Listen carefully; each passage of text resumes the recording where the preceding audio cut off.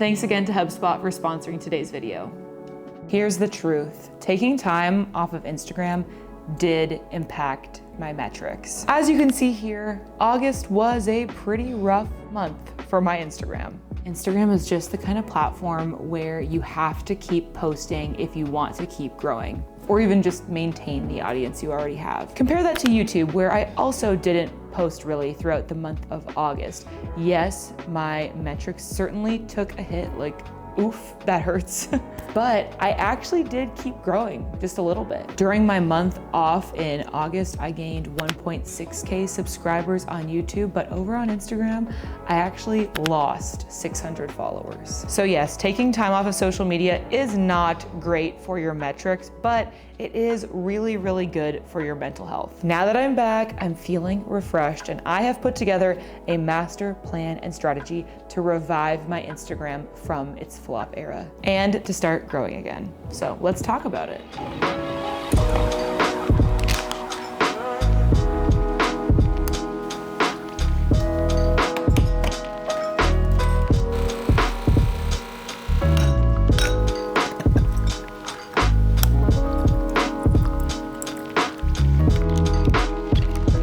Welcome back to another coffee chat with Katie, by the way.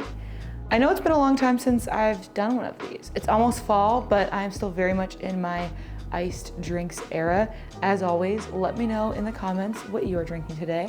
Okay, so by far the biggest thing that you can do to jumpstart your Instagram growth after taking some time away is to post incredibly consistently. Consistency is everything in this moment, and let me tell you why. I really believe that Instagram growth is all about momentum, and I've personally experienced this too with my own growth. Once you see some content starting to get higher reach, it makes your other content get higher reach as well, and it's kind of this snowball effect into faster growth. Every post you make is another opportunity to reach new followers, your potential new audience. So basically, the more often you post, the more opportunities you give yourself. Of course, assuming that the quality is there and aligns with the quality that your audience is gonna be looking for, right? So with that in mind, my goal for September, my comeback month on Instagram, is to post 5 to 6 times per week. Basically, that's gonna look like 4 to 5 reels and probably 1 carousel per week as well. In addition to this, I'm gonna post on my stories 3 times per week. This seems to be the best formula for me to optimize my story views. Basically, this allows me to say post on Monday, let that post fully expire before I post the next time, probably on Wednesday. Not only does this get me the best story views, but it's also just less stressful than trying to be on stories every single day. So that's the plan, that's the content calendar, and that's what I've been implementing for these first few weeks of September so far. Okay, so once you start posting more often, there's a few things that you're gonna notice and that I wanna prepare you for. Number one, your first few posts are not gonna perform that well. When you've taken weeks off of posting, those first couple reels, they're probably gonna flop.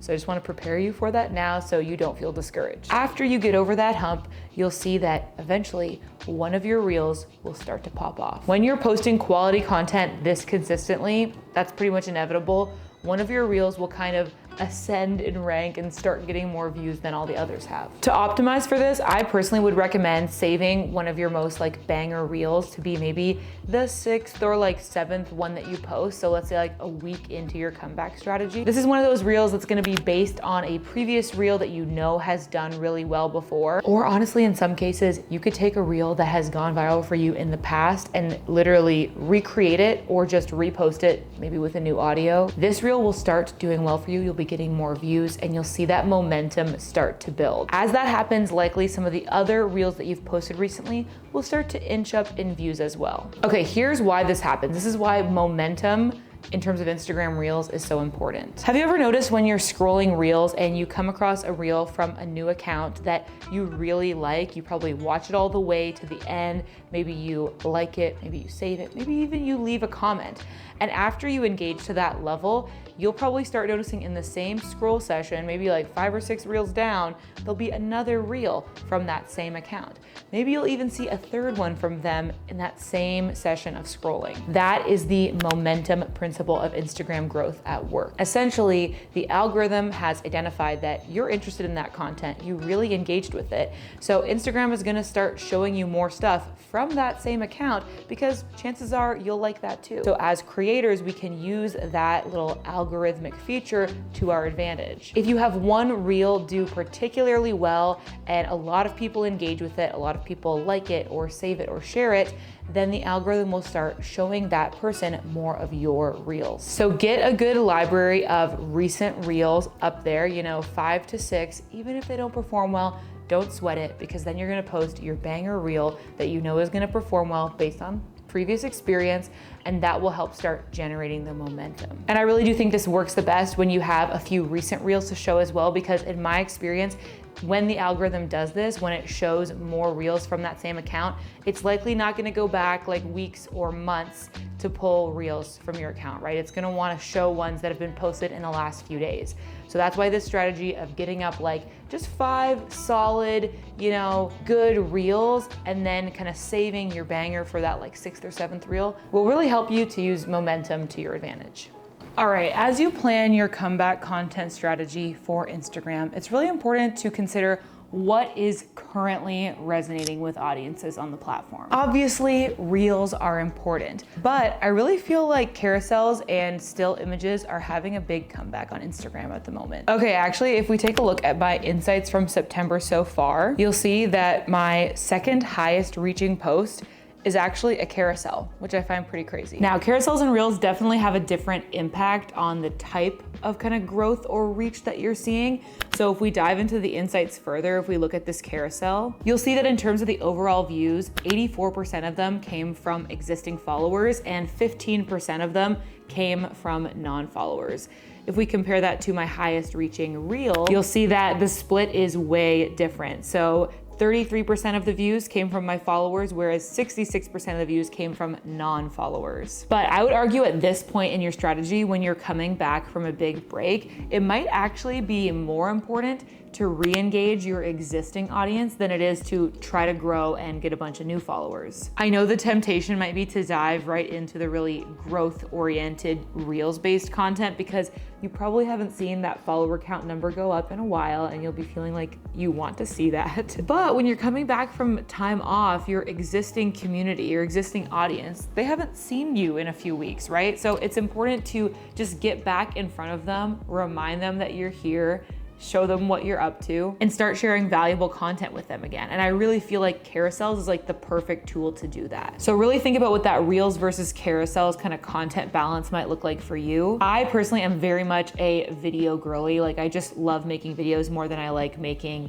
carousels for Instagram. So I'm kind of sticking to that like 5 or so reels per week plus a carousel. But if you're more of a photo person or you really like doing, graphic slides or whatever, then incorporating more carousels might make even more sense for you. And I would really encourage you to think beyond just the classic photo dump when it comes to crafting your carousels. For example, the carousel that I made that performed so well is actually a bit of a gear guide for beginners. So you can see I'm kind of going through the best gear that I would recommend for starting your YouTube channel and all of that kind of stuff. So this is very much like valuable information. It's not just oh, here's some photos of what I've been doing lately. You can still definitely incorporate that, but don't do just that. Okay, one resource that can also help you with crafting your comeback strategy for Instagram is this Instagram engagement report from HubSpot. This report shares the latest trends of what's working and what's not working on Instagram in 2024. From the posting frequency that you should be aiming for to the best post formats that are performing well right now. This report is a great guide for using the overall industry trends on Instagram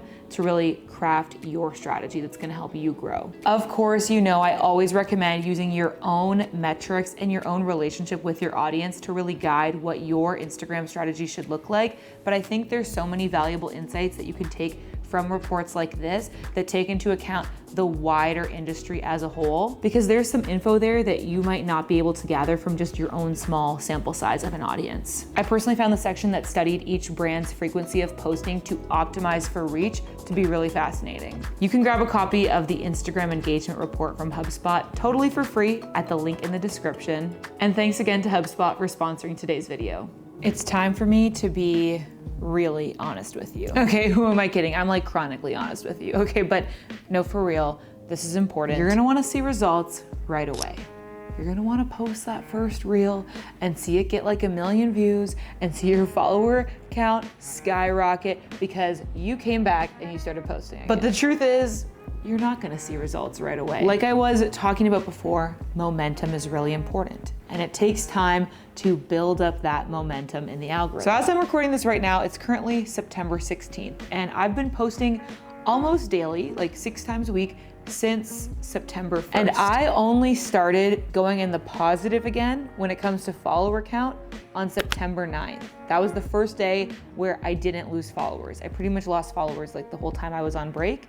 And it was 9 days after posting almost daily that I started going into the green again. Don't let that stop you though. Like I feel like whenever I share this kind of realistic side of growth as a creator, I'm worried that it's gonna like discourage you to the point of not even trying. I really don't wanna do that. I just want you to know that you're not alone if you are kind of doing a comeback right now and you're feeling a little bit disappointed by the initial results. The truth is, you've just gotta be super frequent, super consistent, and eventually you will see a reel that performs well from you that's gonna help you build that momentum again. It's gonna be really tempting to quit though if you're expecting to see amazing results right away and you don't get that. That's also why I really, really recommend batching ahead because that's gonna help you kind of keep yourself from giving up if you're feeling disappointed at the beginning. If you've taken the time to batch a ton of reels, then of course you're gonna keep up with continuing to post them because you've already done the work. But if you're creating as you go, it'll be really tempting to stop because you're gonna be like, I'm just not seeing the views I want. It will happen, it's gonna take time, but if you can batch in advance, that is gonna be a major advantage to you. I actually batched almost all of the reels that I'm posting throughout September back at the end of August to help with this comeback strategy. I captured the entire process as well to show you what it's really like, and you can watch that video after this one if you would like to. But the point is, I just want you to know in advance not to feel discouraged. The point of me going through all of this with you is just that I really wanna encourage you, like, yeah, it's gonna be hard at the start. You're not gonna see that instant gratification results that you want, but it is still so worth pushing through because now, like, I feel like I have proven, you know, about a week and a half, 2 weeks in, that's when you're really gonna start to turn the corner and start to see things go back into the positive again. You'll start to see more growth, your views will start increasing. It just really takes that persistence and commitment to pushing through that kind of awkward zone where you're like, I'm posting again, but nobody's seeing it.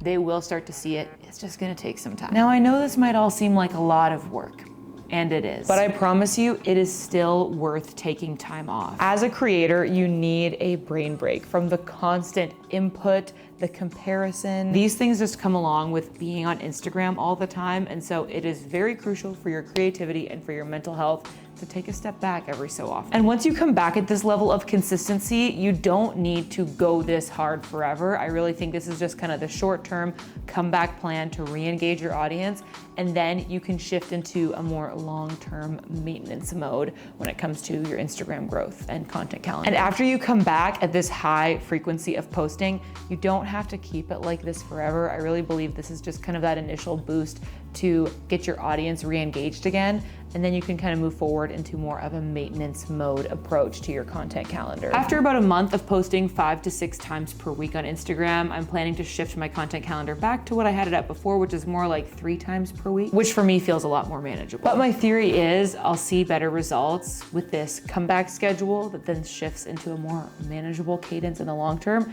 than if I would have just come back at my 3 times a week posting frequency to begin with, because especially with the Reels algorithm, you just kind of have to shoot your shot as often as possible and get that momentum going again. I feel like with Instagram, it's all about the momentum. So if you want to take a social media break, take this as my personal encouragement to go for it.